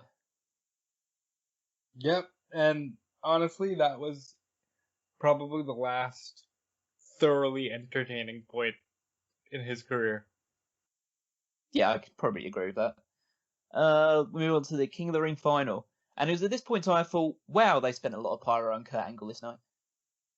So he has 3 separate entrances, all with pyro. Yeah, and that they're just showing their ass again. Look how much money they have. So before the match kicks off, Angle decides, maybe almost off the cuff, really, because of how lukewarm a reaction that Edge had got in the previous match, to basically establish once and for all, I'm the heel in this match, he's the babyface, by saying, could Edge just lay down for him because he deserves to be the King of the Ring, and he has a match with Shane later on in the night, so Edge should be a good friend and just lay down for him. Edge obviously refuses, punches him out, and they start having a match. I thought this match was the worst out of all 3 of them. Which is ironic because they would go on to have great chemistry like 8 months later. Yeah, I just didn't click in any way for me. And the crowd obviously not being involved or being that interested in it had a part to play in that. I think Angle tried his hardest to try and get Edge cheered and get Edge over, but very little was happening in that sort of way. The crowd finally comes to their feet when Shane McMahon enters the ring and spears Kurt Angle. And then it's... Execution, 1, 2, 3. Yeah. I was surprised that all Shane did was spear him. Well, I think even worse about that side of things is previously in the match, Christian had tried to get into the ring and actually had distracted Edge instead, which I think was intentional. Not so much obviously on the sense of the way it was booked, but I think it was actually intentional. We were meant to believe down the road that it was intentional by Christian to do that. Yeah, to distract Edge. Yeah, even though he says later on when Edge is celebrating that it was actually a mistake, he was trying to help out instead, and Edge says, oh yeah, why wouldn't you? It's just like, yeah, of course. Well, see you later on, buddy. Gotta go celebrate. But obviously he was extremely jealous at this point in time, and that resentment was building towards the breakup post SummerSlam. Which, the one thing you're gonna hear me complain about a lot in future episodes is, okay, so we turned somebody, so they had to say that they wanted to be a part of the alliance. Yeah, that was the big issue. I mean, at this point in time, WCW is just... I mean, it's weird because DDP is obviously WCW, but he's a clear heel because of the way he's acting. But people like Shane McMahon and Booker T and people like that are babyfaces. Yep. But it's just the idea that WCW would be its own entity with heels and babyfaces on it, rather than, end up the way that it ended up being as WCW and ECW the enemy. But yeah, I can't wait till we get into the real nitty gritty of like August, September of 01. I think also the bad thing about this match as well is that Edge taps out to the ankle lock when the referee's out, which makes him look even weak coming out as the victor. I know the idea of protecting Angle because Angle's the big star at this point in time, but it doesn't help Edge when you're trying to make him a big star by having him win King of the Ring, and he's actually should have lost the match. Yeah. But WWF wasn't thinking about anything like that at the time. It was just, we've killed 2 birds with 1 stone. We'll start building Edge up tomorrow night. Alright, so we go backstage. Taz interviews Benoit about the WCW owners. Benoit initially gets angry about it, but then just laughs it off and says, hey Taz, that was a great question, and then just walks off. So we're still no clearer about where they stand in terms of joining WCW or staying with WWF. I guess in Benoit's case, it wouldn't actually matter, since this would be his last match for the rest of the year. So then Edge has the interview about being a King of the Ring winner, saying that title reeks of royalty. And they're beginning, and they're beginning the era of awesomeness. That was some good stuff. Because there was still, it's weird. Edge after this goes through a period of not knowing who he is. Like, he couldn't find himself because he was still a goofball, but he was also like, but I also really want to be WWF champion, you know? Well, it says it in his entrance music. I mean, do you think you know me? He was asking his question like all the time. He obviously didn't know who he was. Of all the things that have stuck throughout the years, I'm surprised you think you know me for a guy as pretty straightforward as Edge. Stuck. Yeah, so move on past that to light heavyweight championship. Jeff Hardy against X-Pac. I it's weird that the light heavyweight championship is on a prominent position on this show. It Well, feels like putting the cruiserweight title on the main card nowadays. It's like it happens for an occasion, but then you just watch it and think, oh, this is weird. There's a cruiserweight match going on. well, it's different when you're dealing with the X Factor.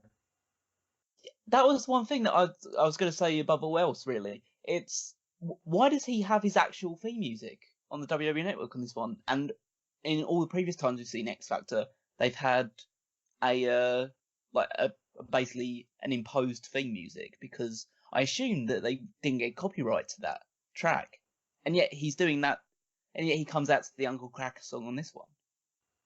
Maybe it's a weird, like, they got rights for the pay-per-view, so they don't have to change it like they would on a Raw.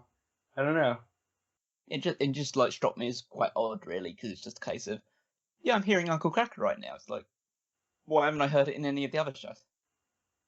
But Well, Uncle Cracker is the king of music in 2001.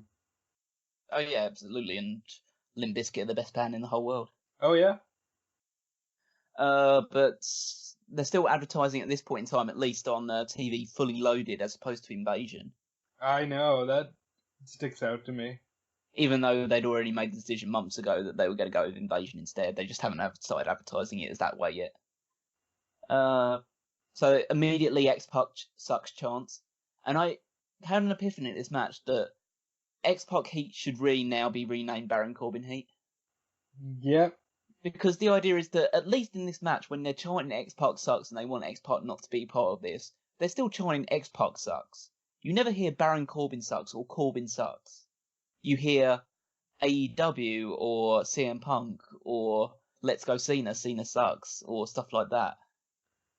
Do you think that's just because of the way the crowd has evolved? Partly, but I think it's the way that they can show they're rejecting a superstar. Maybe back in 2001, this was their way of rejecting a superstar in the way that X-Pac was, but at least with them chanting X-Pac sucks and stuff like that, you can infer that they just hated the guy and he could get some real heel heat off the back of that. Whereas this time, it just shows that people don't even really hate Corbin, they're just really apathetic towards him. I do agree, I think X-Pac Heat should be renamed. So we will champion that cause here on Smark Out Moment. We will now no longer refer to X-Pac Heat. We will now refer strictly to Corbin Heat. It's Corbin Heat, guys. Yep. Hashtag Corbin Heat. Spread it around. This match was fine. Again, that's pretty much the only thing that I'll be saying for the most part. Most of these matches up until this point, it's nothing special, nothing amazing. At least with the fact that it is two light heavyweights going at it, it's a bit more high octane and a few more flashier moves. But the weird thing is, it's these two guys that have either both previously to this and in the future beyond this wrestle a heavyweight style as well. And these two are the ones fighting for essentially a cruiserweight championship. And it was a good match. I often talk about how I feel X-Pac is underrated. And unfortunately, he never got the chance to shine. I can only imagine how much bigger he would have been had he been around today. But his style really championed the smaller guy. I think there was one big botch in the match when I think X-Pac attempts to leap over Jeff Hardy in the corner and they just end up colliding with each other instead. But that was just one moment where it all just went a little wrong. I did really enjoy the finish, which was X-Pac had already hit an X-Factor on Jeff Hardy and gotten a pin, but Jeff Hardy's foot had been on the ropes. So X-Pac goes for it again, but Jeff Hardy reverses it with one of his sit-out jawbreakers, which I think was a really innovative way to block the X-Factor. Yeah, that does make a lot of sense, actually. Yeah, and then soon after he hits the Swanton Bomb and retains the title. Again, like you say, good match, but nothing super special. Nothing that really screamed pay-per-view about this match. Yeah, it's X-Pac and Jeff Hardy in 2001. Hardy would obviously go on to be a huge star an X-Pac would have been in recent years. But right now, this could have been on Sunday Night Heat. Absolutely. Which is what Jerry Lynn was complaining about when he was the light heavyweight champion. Never even got on pay-per-view to defend the light heavyweight championship. Didn't he do just like a weird afterwards? Yeah, I imagine so. Now we get to the real low point of the night. The Undertaker versus DDP brawl. I don't think there's any words to describe how absolutely horrible and abhorrent this segment is. Again, to me, especially watching it with older eyes, it's WWF showing their ass and being like, "We own you, suck our dick. Yeah, you were in the Ready to Rumble, and now we're gonna make you a footnote." I mean, it's so egregious with the fact that DDP bought himself out of his WCW contract so he could come to work for WWF as soon as he possibly could. And this is what they give him the first night out. They give him absolutely zero offense against The Undertaker. The only time he does get offense on him is after he's hit a low blow and Undertaker recovers within a couple of seconds. I feel like if I was listening to Bruce Pritchard's podcast, he would tell me, "Well, yeah, but you don't understand that there were stories we were trying to tell, and we were going somewhere," but it's like, where? Where were you going? This dude is dead. The story you're telling on this one is that WCW is a piece of shit on the end of your shoe. Oh, yeah. Essentially. And it's WWE asserting its dominance, or WWF at the time, asserting their dominance over WCW. I don't think I've ever hated The Undertaker more than I have during this segment. Like, this is a real... I know Undertaker a lot during his biker gimmick was quite infuriating to a lot of fans in terms of his work ethic and the way that he presented himself as, "Oh, I'm the biggest dog in the yard and you got to step in my ring and I'm the locker room leader," and all that other bullshit. And so I can imagine Undertaker rubbing a lot of fans up the wrong way before he came back as the dead man and started having really good matches with other people again. Yeah, I look back at the American Badass and just get sad now. Yeah, this is I think the lowest point possible for this. It's probably this and that Chronic match they had as well when The Undertaker and Kane, which we'll cover as well. But yeah, it's just absolutely hideous the way that DDP's just beaten from pillar to post all around ringside, given no sort of thing in return other than a couple of chair shots and a low blow. He's booted out of the ring and then he runs away with his tail between his legs as Undertaker celebrates and Sarah's videotaping the whole thing.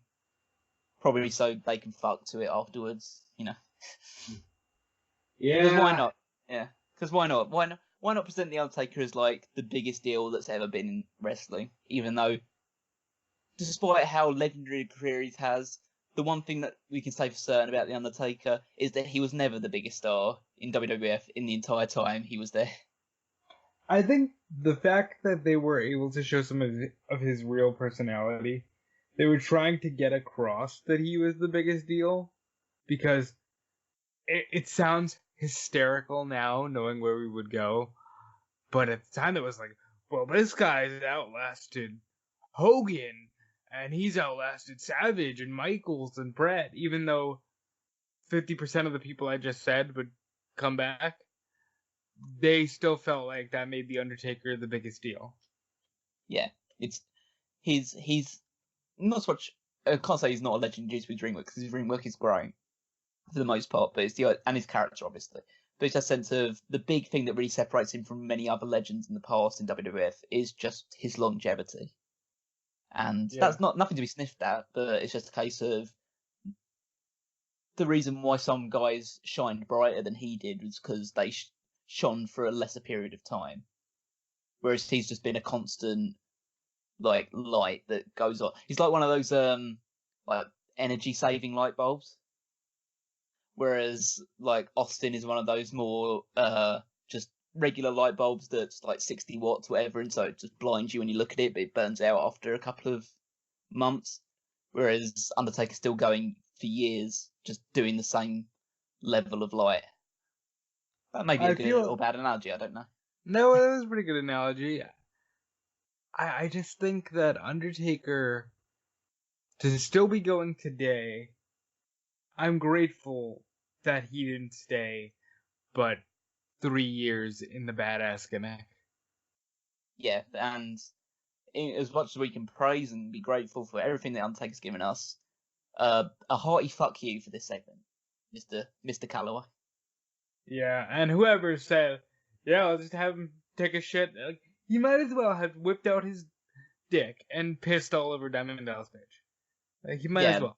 Yeah, might as well. That's the only thing that he could have done more to really emphasise it. To be fair, he could have taken Kimberly as well and just said, I'm gonna have my way with both your wife and my wife. And I'm sure if they weren't going through marital troubles, they probably would have booked that. So we get to see some more fantastic heel Austin behind the scenes, just waiting for Vince McMahon to turn up to try and help him in this match in the triple threat. I thought that was a lot of fun. Just seeing him berate one of the just security members, saying, "You got to tell him when Vince is arriving. Let Vince know that I'm here and I'm waiting for him," and all that other stuff. It's just paranoid Austin is the best. Yeah, he really comes across in this angle like somebody whose father never loved him, and he just was so glad that he could hug Vince McMahon. Now business picks up. Kurt Angle versus Shane McMahon, straight fight. Whew. One of the most memorable matches in all of 2001. If you haven't seen this match, you should stop whatever you're doing right now and watch this match. Come back to the podcast once you're done watching it, and so you'll be in the position where we had to witness this. In our case, it's probably multiple times. I've seen this multiple times. Yes. Oh yeah, how absolute, especially for 2001, which I know the Attitude Era had a lot of really batshit crazy moments, but this is on a different level. I remember where I was when I saw this match. I remember where I was when I hunted it down to watch it again. And this match, more than any other before it, made me say, okay, I love every time Shane McMahon is in the ring. Now, recent transgressions aside, this match really set the tone for, okay, Shane will never let you down. Shane will, this fucking match was so intense, and the belly to belly specifically, I know I'm skipping through half the match, but trying to break that glass and it's not breaking and it's just thud, back on the glass, head on the concrete. It's so, it's sad now because they're going through real shit. He's got multiple concussions and Angle broke his tailbone. But man, so much fun to watch as a fan.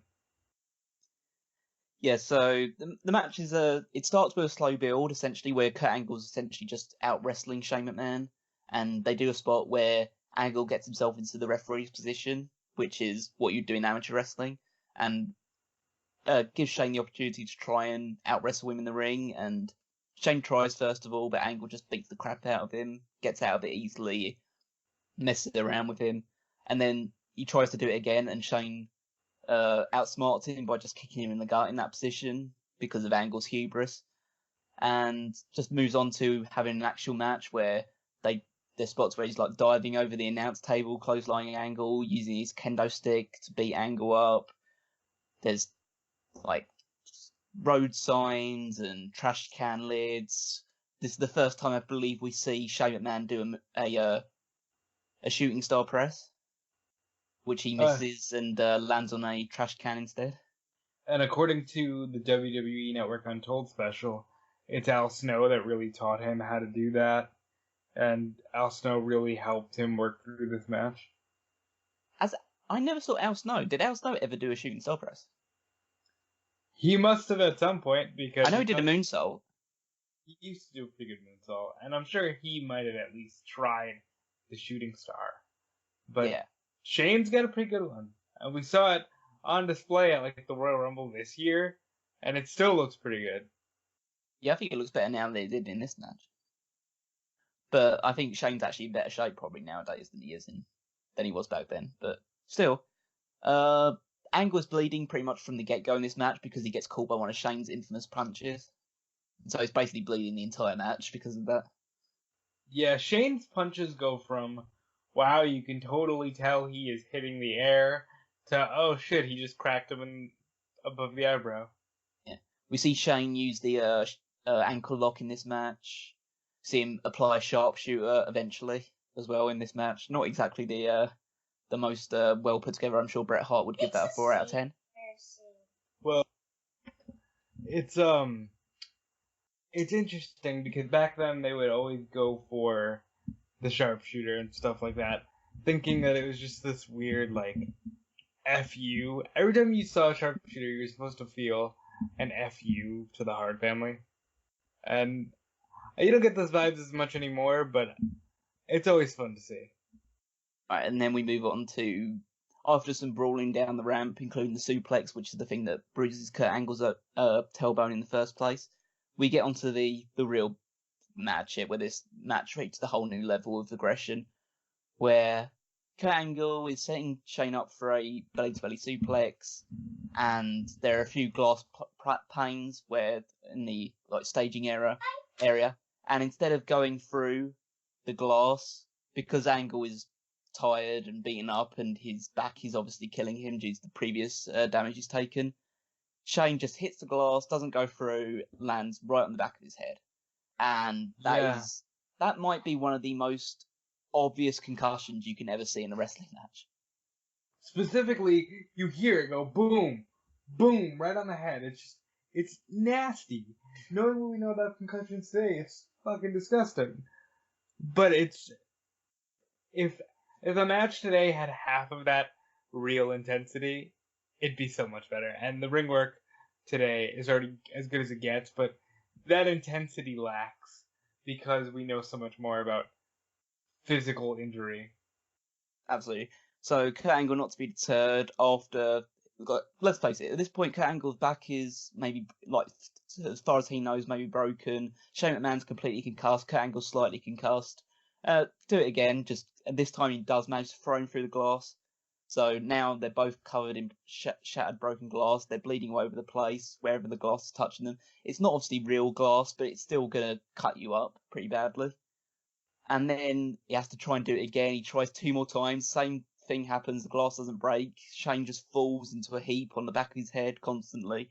And so Angle says, fuck this, and throws him face first through the glass instead. And we get a beautiful camera shot from another angle, which was in the SmackDown intro for at least a year.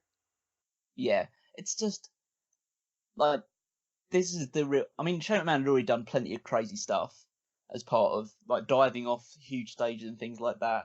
The coast to coast and all that other stuff. It's weird that there's no coast to coast in this match. Out of all the things you'd expect to happen, there's no coast to coast. Nah, I guess they were still keeping that special, huh? Which, not that this wouldn't have been the match to break it out in, but maybe he feels like he did that in his last match or his last couple matches. Don't do it here.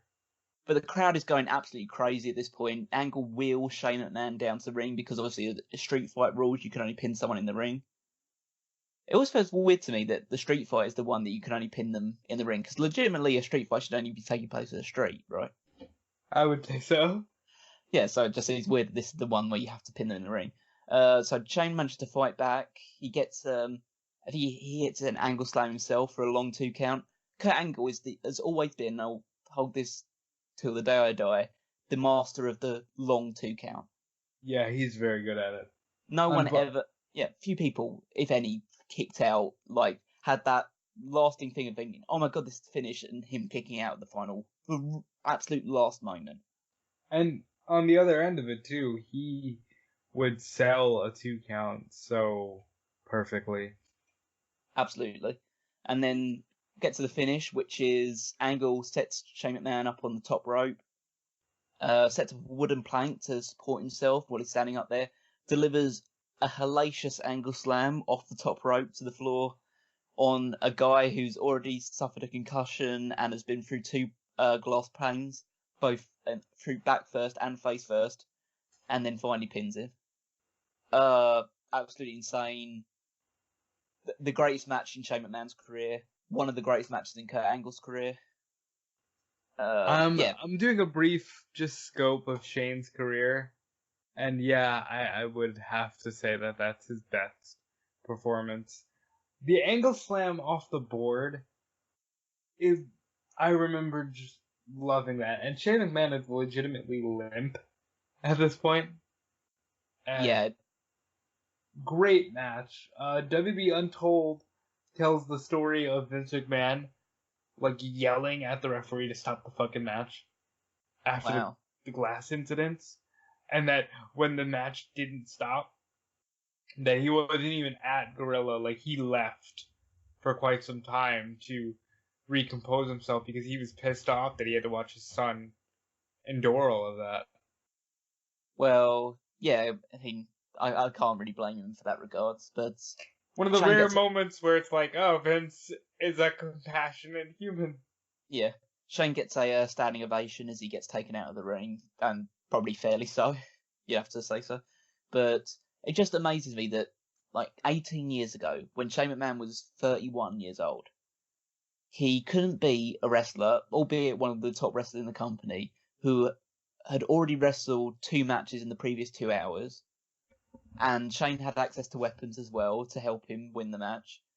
And meanwhile, in 2019, a 49-year-old Shane McMahon has won the SmackDown Tag Team Championships, won at WrestleMania against The Miz, won at Money in the Bank against The Miz in a steel cage match, and pinned Roman Reigns on pay-per-view. Because at the end of the day, Shane McMahon comes from this era, and things are just automatically deemed better and more important and more valuable. Yeah, I'm so looking forward to a tag team match with him on one side and The Undertaker on the other. I think Undertaker, not to give away any spoilers, but I think Taker will win decisively in the tag match. I think we'll talk about it more when we get to the Extreme Rules spoilers, so make sure you hit the bell for your notifications here on Smark Out Moment, so you're always aware when we put out new videos, because they're coming thick and fast at the moment. Yep. And yeah, so it's just the idea of, just throw a little plug in there. Tony's not the only one that can fit a plug in very seamlessly like that. Yeah, that's right. We can intersperse plugs too. Yes.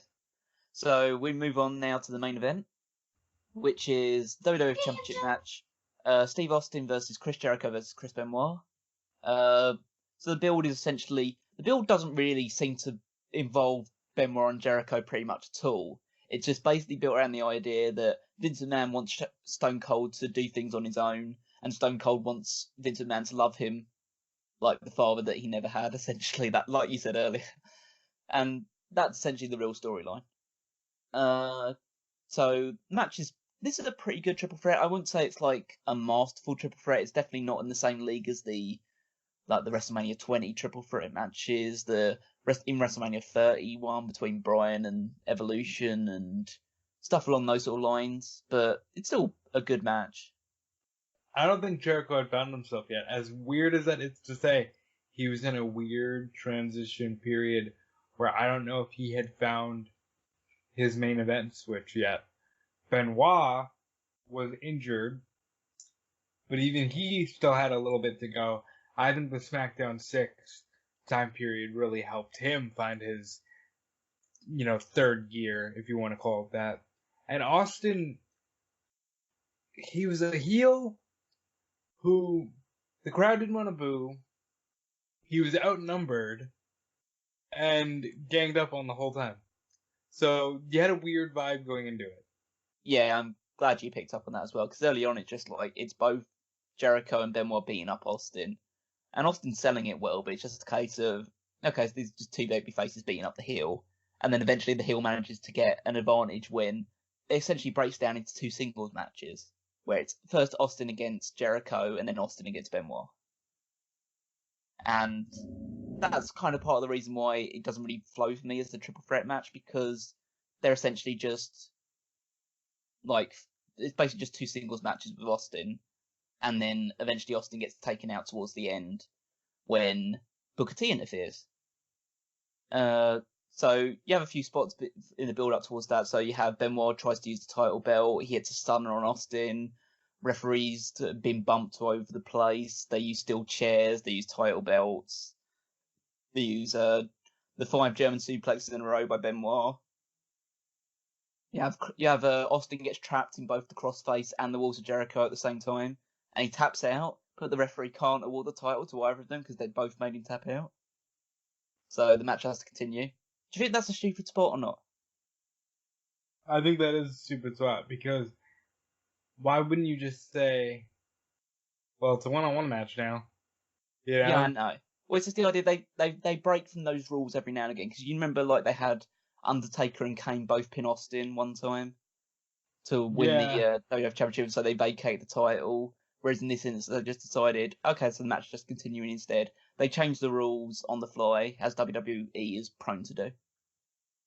It's one of those, why are you so focused on it? We're telling stories. Don't overthink it. Yeah. So Booker T jumps the barricade at one point, and he scissor kicks Austin before backdropping him through the Spanish announce table. That was obviously a really good introduction for Booker T, just recently signed with the company. Crowd is pretty excited to see him, take out Austin. Obviously, this is the case of like a WCW champion taking out the WWF champion. They make it very clear that Booker T is WCW champion at this point on commentary. And then it breaks down into Benoit and Jericho fighting to see who will be the one to take advantage of the fact that Austin's been taken out.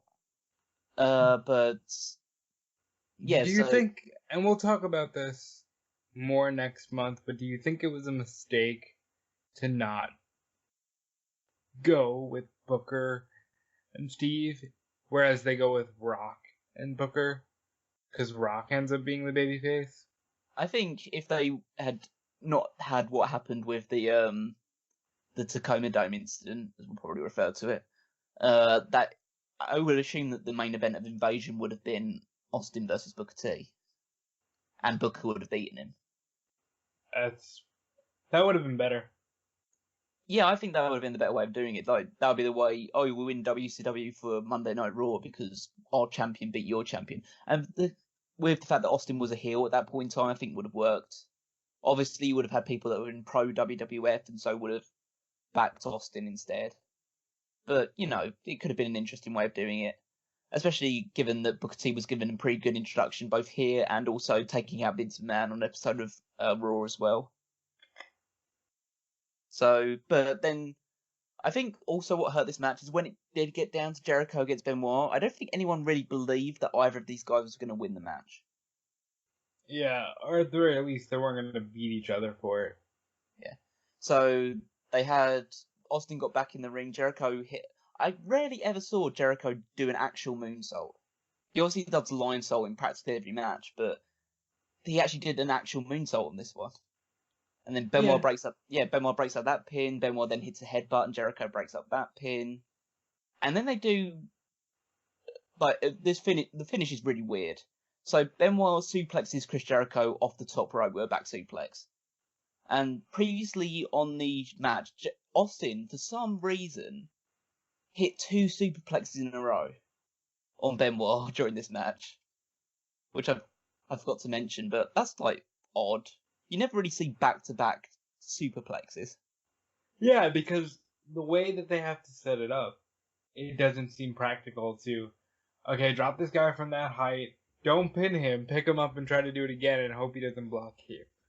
Yeah, and these are 2 guys, one with like a previously broken neck, and the other guy with a broken neck. Yeah. I remember the match ending when I was a child really messed with me. Like, I didn't understand, 1, why it just ended on a back suplex. 2, why Austin didn't, like, pick somebody up and hit his finisher. Like, those questions really lingered, but now that I know that he was just way too hurt. Yeah, it was just like a really underwhelming way to end it. I mean, I don't know. I know he probably was hurt by the end of it, so they probably curtailed the ending, but it made Benoit look bad. It made the finish lose a little bit of emphasis behind it. It also made Booker T's impact underwhelming as well because he only attacked Austin, and Austin was the one who won the match. And still, this is a theme with Austin as a heel. It just didn't work. Like, the finish didn't work. No, it's hard to have like him as the top heel, but also kind of still portraying him as the top babyface as well. It just was a really bad mismatch of things. And that wouldn't get any easier throughout the year.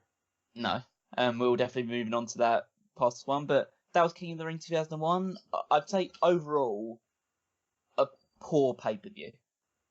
Very poor pay-per-view, but one that will never be forgotten because one Shane huge McMahon. saving grace. Yeah, one huge saving grace with Shane McMahon versus Kurt Angle. And the main event wasn't bad either, but other than that, it's just a really forgettable show.